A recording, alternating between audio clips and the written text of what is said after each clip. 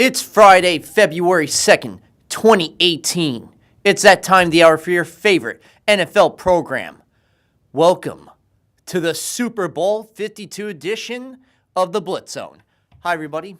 My name is Eric Rosen, and I'm coming to you live from the studios of CTV in Staten Island, New York. Tonight, we are finally here. We are at the ultimate show, the ultimate place. The very day that we've all been waiting for since the first game of the NFL season. Now it is here. Who will end this 2017 season as the champion of the NFL? Who will win that coveted Super Bowl trophy? Well, these two teams behind me, the Philadelphia Eagles and the New England Patriots, will decide that this Sunday night, 6:30 on NBC. And tonight we're going to take you through how they got to this point, all the things that made their season special, all the intricate plays that defined their team on offense, defense, and even some special teams we'll get into.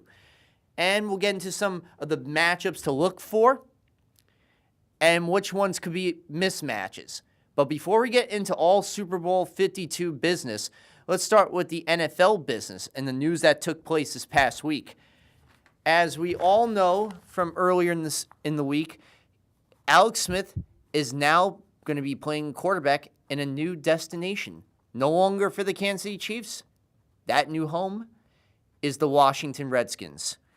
Yep, the Redskins and the Chiefs agreed on a deal, on a trade. Alex Smith, of course, will be going to Washington. He is signing a new lucrative four-year, $94 million contract extension for him.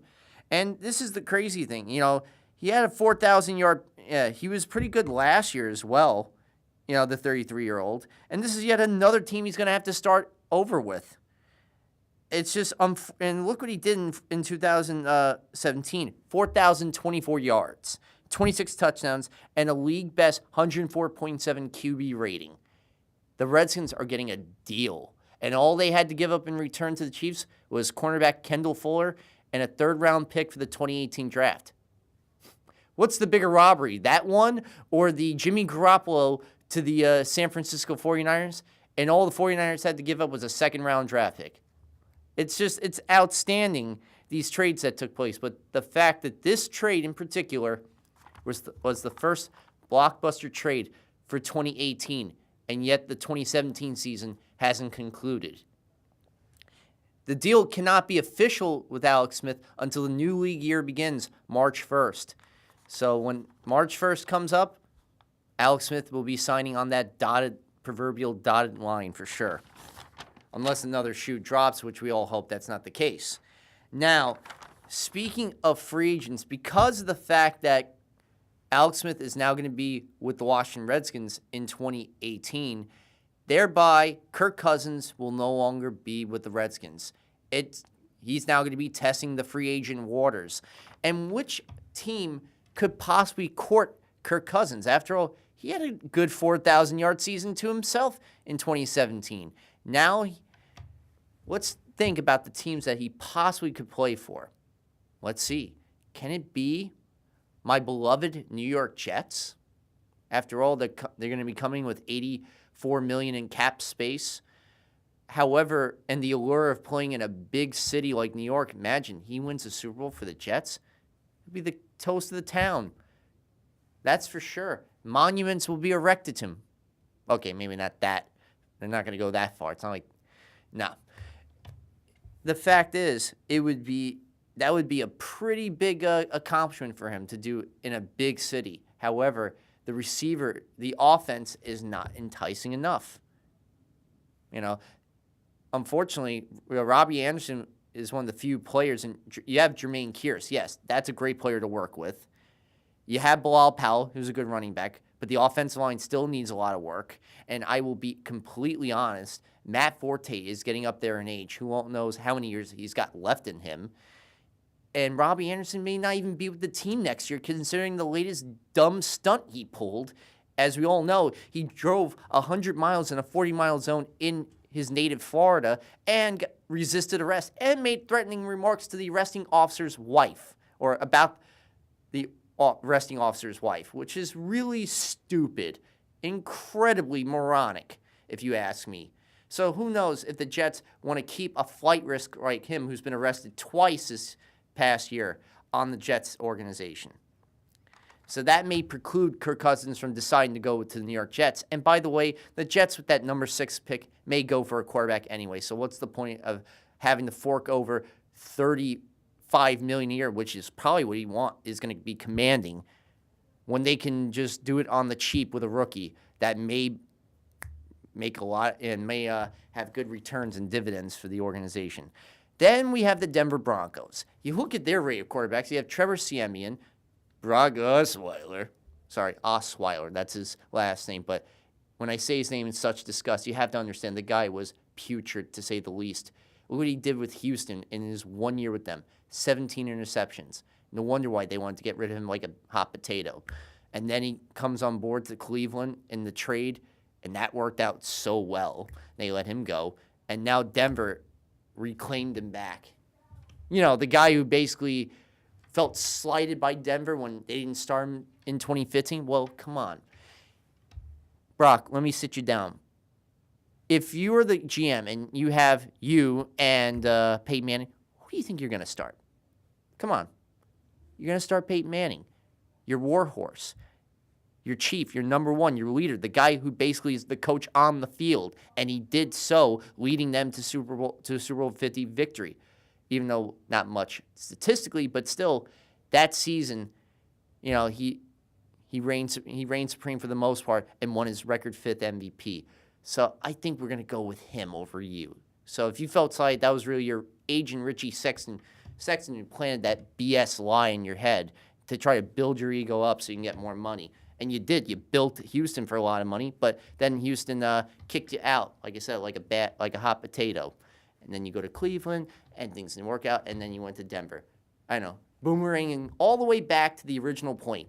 Brock, you were terrible for this yet again this past season. But Trevor was no better with 13 of those 21 interceptions during that putrid 8-game losing streak. And Paxton Lynch got injured. So who's Denver going to rely on? Could be Kirk Cousins. Will John Elway pull the trigger and make a deal to land him? Could it be Arizona in the post-Carson Palmer era? That's another destination right there. The Cleveland Browns, I think, would be the most likely place. Look at this situation. DeShone Kizer, the rookie who was the quarterback for said Cleveland Browns 0-16 team, had 22 interceptions. All right? 22 interceptions. That is not the mark. That's not a great way to begin or a great way to make a good first impression, Deshaun. So for Kirk Cousins, this is a beautiful situation with a team that has over $100 million cap space that can really spend on good players, including him, so he can get that $35 million a year kind of contract. And to boot, Cleveland has 2 of the top 4 draft picks from the Brock Osweiler trade with Houston. So therefore, they're in a pretty good advantageous situation. So Kirk, if I were you, I go to Cleveland, and I can't believe those words are coming out of my mouth. But if I were your agent, I would say head to Cleveland, because there's nowhere to go but up from this point for the Browns, and that's what they will. I think a good massive improvement we're going to see from this organization. They went 0-16. They were duds. They're going to be studs next year. Go with them. And speaking of free agency, you look at some of the other players like Drew Brees, who's going to probably stay in New Orleans. He had a record 72% completion percentage in one season. He's had 3 of the top 5 all-time completion percentages in one season, NFL history. He will stay as a Saint. Le'Veon Bell threatened to retire if he got franchised for $14 million by the Steelers. I don't know if he'll stay with the organization. It could be tenuous considering what type of contract they'll offer him. Trey Turner, same situation with Carolina. Jimmy Graham, on the other hand, will be a Seahawk next year. I think he really found his niche working well with Russell Wilson. And there's a lot of good free agents here, and they're going to be potentially at least three quarterbacks you're looking at from the Minnesota Vikings: Case Keenum, Teddy Bridgewater, and Sam Bradford. Who's going to stay? Who's going to go? And if Case Keenum doesn't resign with the Minnesota Vikings, could he make his way to New York with his old coach, Pat Shurmur? Yeah, his old offense coordinator, Pat Shurmur, who's now the new head coach. There are a lot of intriguing free agent storylines we'll get to later when the new NFL season begins. Now, before we get into some Super Bowl 52 action, and sorry for the noise that you're hearing with my jacket being pressed up against this desk, let me loosen up the jacket a bit and just get comfortable and relax. Have a nice Snapple.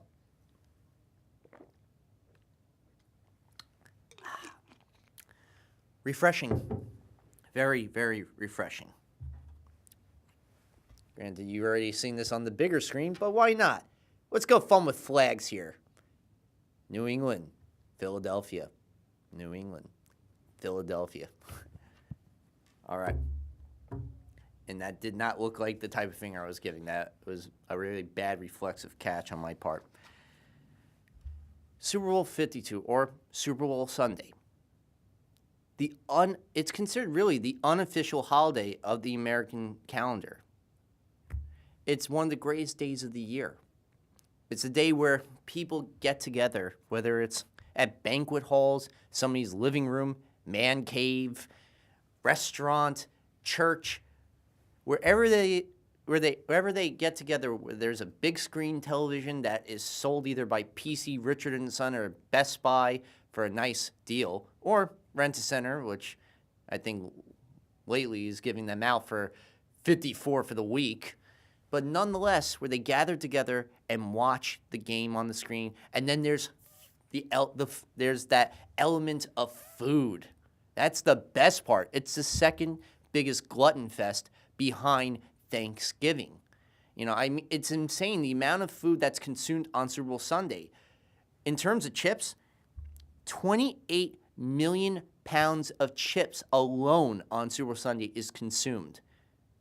Guacamole, 8 million pounds of guacamole. So that's a lot of avocados. If you're going to the store now, get them while they're hot because they may not be around come Sunday when you need them the most. And don't forget, of course, the salsa verde, another salsa with it, some nice onions, and maybe a little pineapple and some sour cream.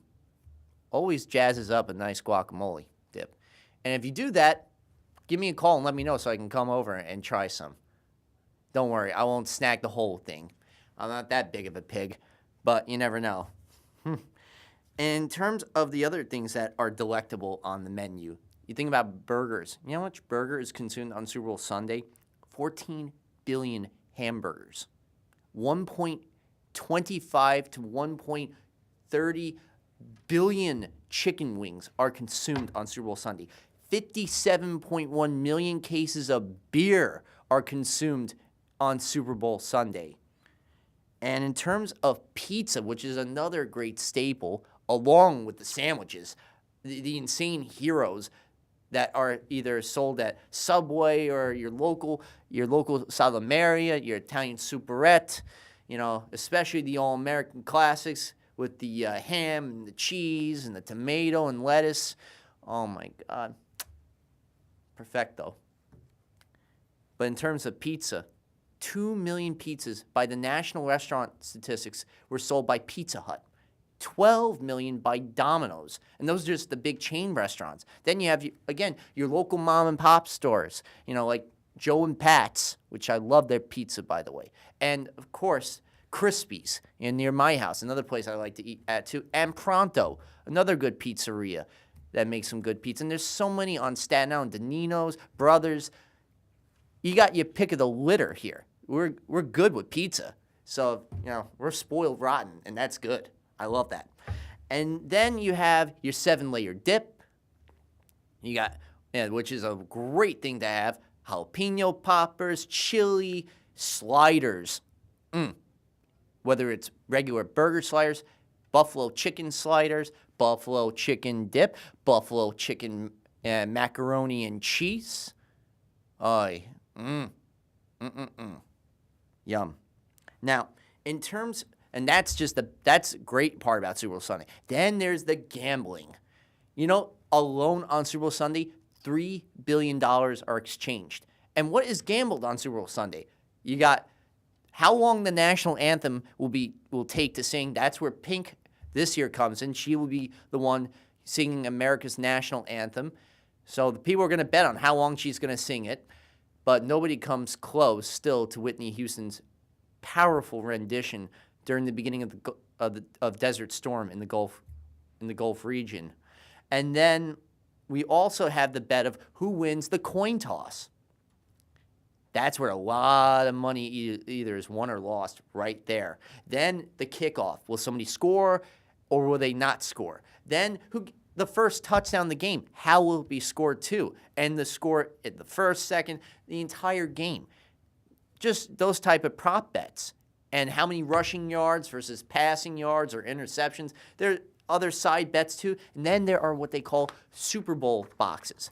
They're sort of like multiplication charts. You have the AFC team on the top part, that is the New England Patriots. Then on the left side of that chart will be the Philadelphia Eagles, the NFC team. And then what is done to determine which number, because you're not going to have straight up 1 to 7, 0 to 9, down the line. You got to make it more intriguing and fair, honestly, in that regard, because then they'll say, what if the same person keeps getting that same spot? They'll know what spot to put on. It's not fair. So people, before those numbers are even determined, they'll just, hey, box from 1 to 100, just choose what box number you want. Then when all the boxes are filled, they'll deliberate, they'll reveal which numbers are going to be put, which corresponding part of the box. And I'm in 2 such Super Bowl boxes. Yeah, at my job at Eden 2 programs for autistic children and adults. Good organization right there. And I don't know if you guys can see this so well. Probably not. Yeah, I think with the light and everything. But what is done for me personally on one of the boxes right here, I have 5 and 9, one of my favorite. Then I have 3 and 0. That's the best I got in one of my boxes. 3 for the Eagles, 0 for the Patriots. So it could be 23-20 or 3-0 at the end of the half if it's a very low-scoring game. One, I have 7 and 7, which is one of the most popular numbers to get. 7 and 7, 0 and 0. 4 and 4 is not too bad either, even 1 and 1, because you could have 21 all. There are just so many different ways that you can win these Super Bowl boxes. I remember when we had Super Bowl 48, when it was Denver and Seattle, and Denver and Peyton Manning was, unfortunately, there was a safety at the beginning which really screwed up everybody's Super Bowl box right there. And whoever had 3 and 8 at the end of the game really made out. So you never know. This could be that type of year where you may, you may think you have a terrible set of numbers, but for all you know, something miraculous can take place. That's why anything is possible about Super Bowl Sunday, and it's the greatest day of the year. I know some people would wish, probably wish that you get rid of the 6-hour-long pregame show that takes place on all the networks, whether it's CBS, NBC, or Fox, which are the 3 networks that usually carry the Super Bowl. Oh, and by the way, speaking of Fox, they just inked a new $500 million deal to broadcast Thursday Night Football beginning with the 2018 season. So we won't be seeing any games anymore on NBC or CBS. It'll be mostly on Fox, but they'll probably have it also simulcast on, I'm guessing, the NFL Network too. I don't know if they would leave them out of the equation, but right now we know it's Fox for sure. It's a lot of money to pay for those rights, but hey, Fox has the money, why not? And that's a big deal for them, at least. That's more revenue in their pockets. Now let's go to the actual game itself, the 2 teams. Starting with the AFC team, the New England Patriots. They are in their 10th overall Super Bowl appearance. 10th Super Bowl appearance. Yeah, one of the highest number of Super Bowl appearances in NFL history. You think about it, the first Super Bowl, 1985, the year I was born, Super Bowl 20. They got their butts handed to them by the dominant defensive prowess of the Chicago Bears, 46-10 that year.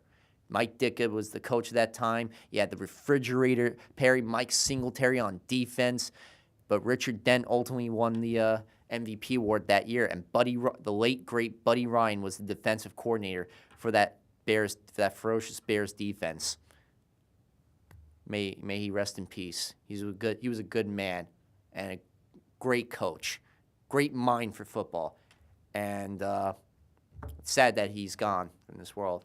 He was a major part of NFL history.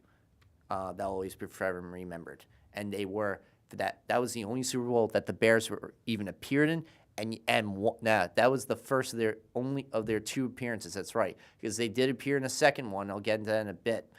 Then you look at the next Super Bowl appearance that the Patriots had, Super Bowl 31. They lose to the Green Bay Packers.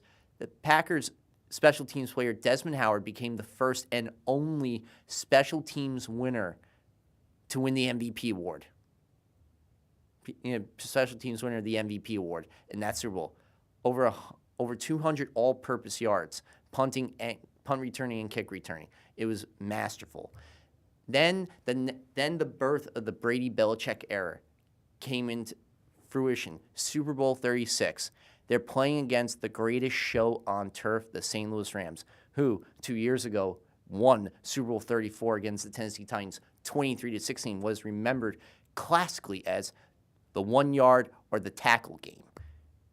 And that was the game in which Kevin Dyson, the wide receiver for the Titans, was just 1 yard short of forcing the first ever overtime Super Bowl history, but didn't happen, and the Rams won. Kurt Warner had a record 455 yards in that Super Bowl.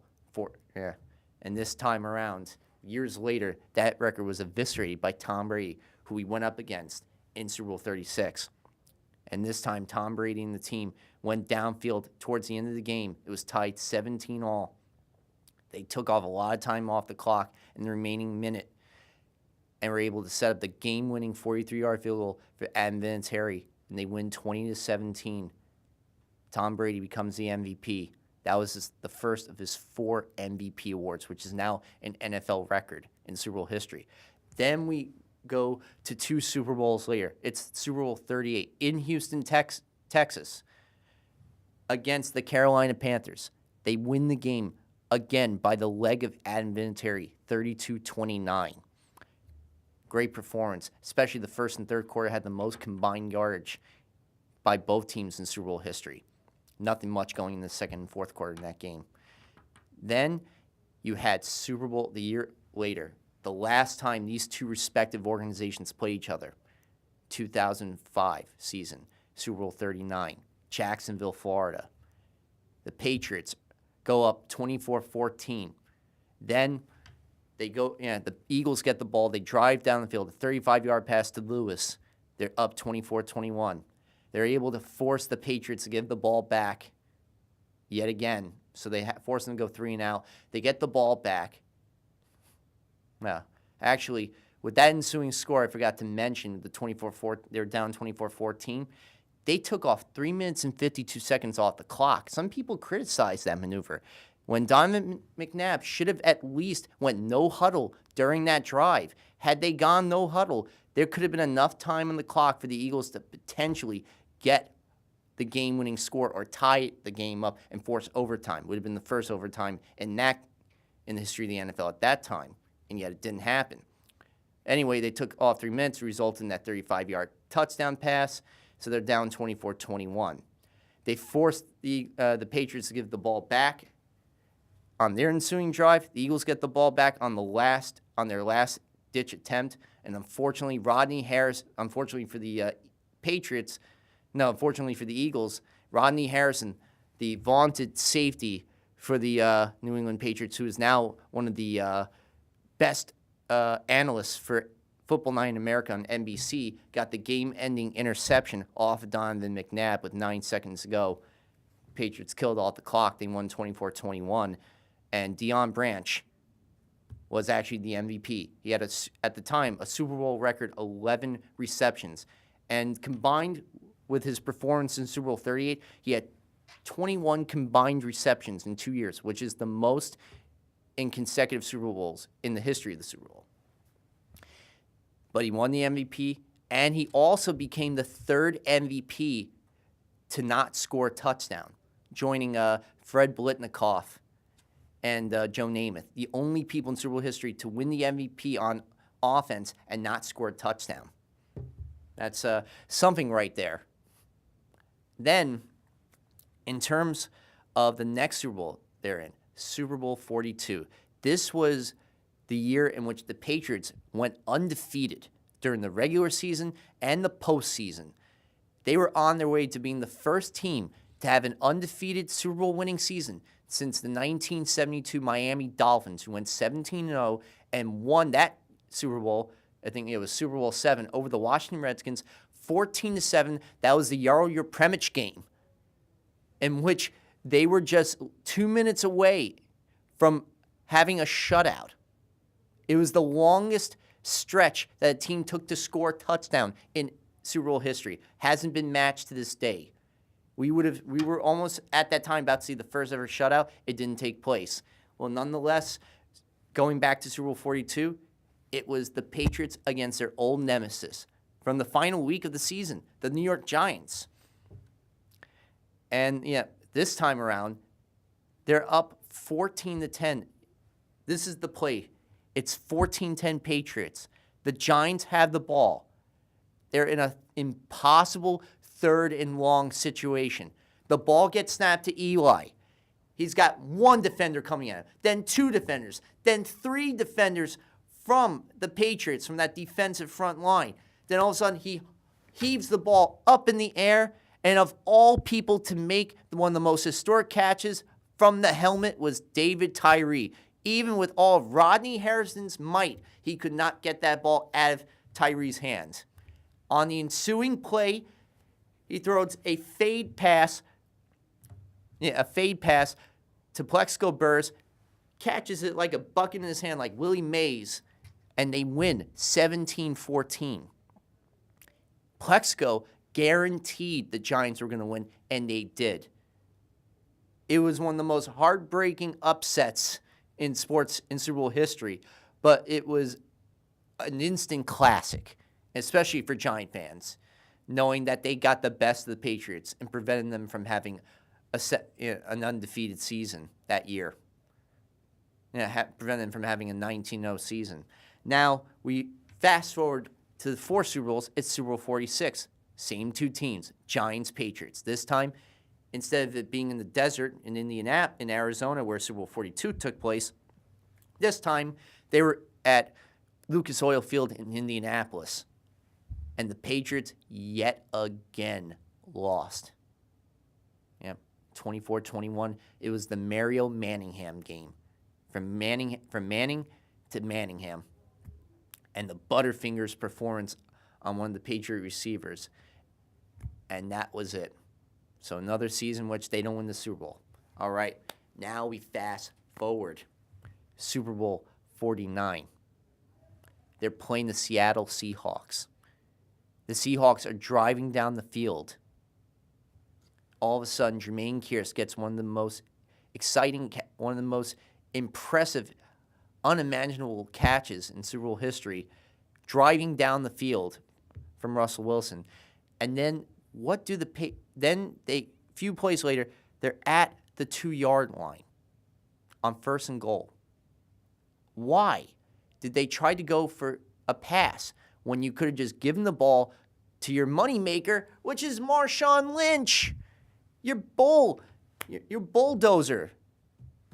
Feed him more Skittles. Come on, why not? They would have won their second consecutive Super Bowl. Would have been the first team to do it since the Patriots did in 38 and 39.